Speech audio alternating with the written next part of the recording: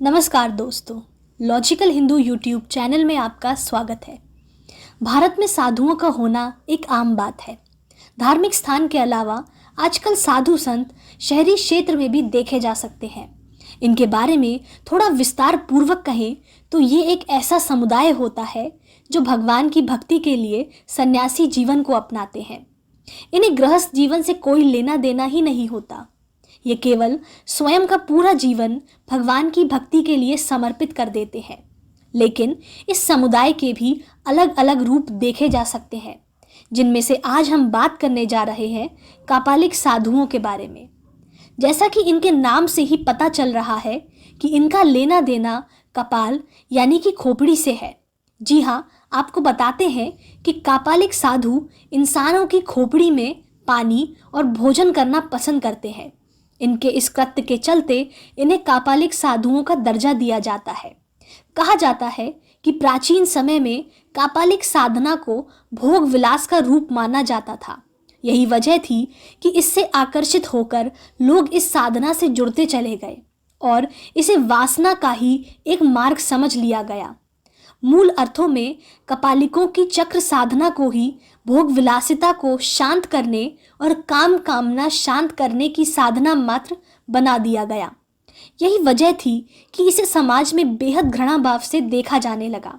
यही वजह थी कि आदि शंकराचार्य ने कापालिक संप्रदाय में फैले हुए दुराचरण का कड़ी निंदा यही वजह थी कि आदि शंकराचार्य ने कापालिक संप्रदाय में फैले हुए दुआचरण की कड़ी निंदा की थी। असल में इस मार्ग के जो असल साधु थे, उन्होंने अलग अलग साधना अपना ली।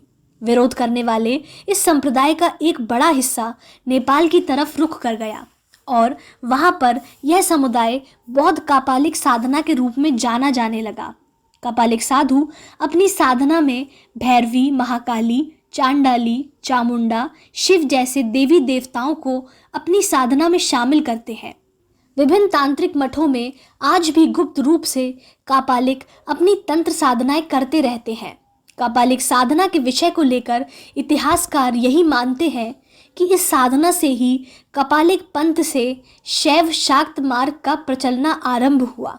इसलिए इस समुदाय से संबंधित साधनाएं बेहद महत्वपूर्ण सिद्ध हुई हैं। कापालिक चक्र में मुख्य साधक भैरव तथा साधिका त्रिपुर सुंदरी कहा जाता है तथा काम शक्ति के विभिन्न साधन से इनमें असीम शक्तियां आ जाती हैं। फल की इच्छा प्राप्त से अपने शारीरिक अवयवों पर नियंत्रण रखना या किसी भी प्रकार के निर्माण तथा विनाश करने की बेजोड़ शक्ति इस मार्ग से प्राप्त की जा सकती है। यामुन मुनि के आगम प्रामाण्य, शिव पुराण तथा आगम पुराण में विभिन्न तांत्रिक संप्रदायों के भेद दिखाए गए हैं। वाचस्पति मिश्र ने 4 महानेश्वर संप्रदायों के नामों का वर्णन किया है।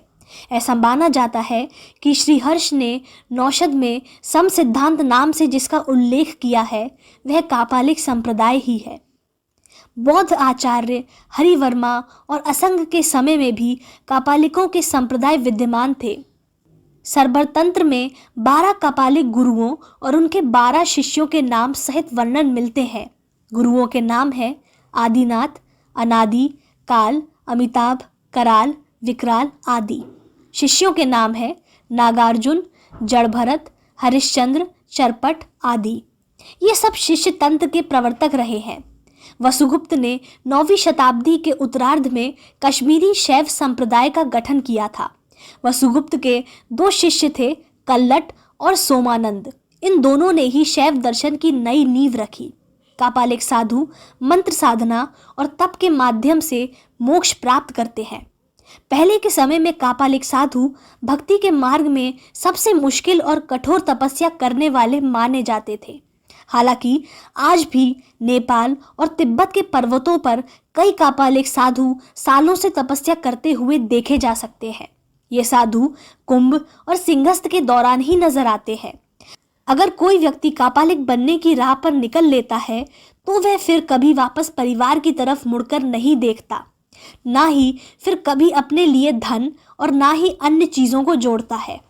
कापालिक साधुओं के बारे में यह जनश्रुति प्रचलित है कि अगर आपको कोई असली कापालिक साधु मिल गया और वह आपसे प्रसन्न हो गया तो समझो आपकी किस्मत बदल जाएगी। वह आपकी सभी बीमारियों और दुख को खुद ले लेता है और बाद में खुद तपस्या कर इनको खत्म कर देता है। मैं आशा करती हूँ आपको ये वीडियो पसंद आया होगा। हमारे चैनल लॉजिकल हिंदू को सब्सक्राइब करना ना भूलिए। धन्यवाद।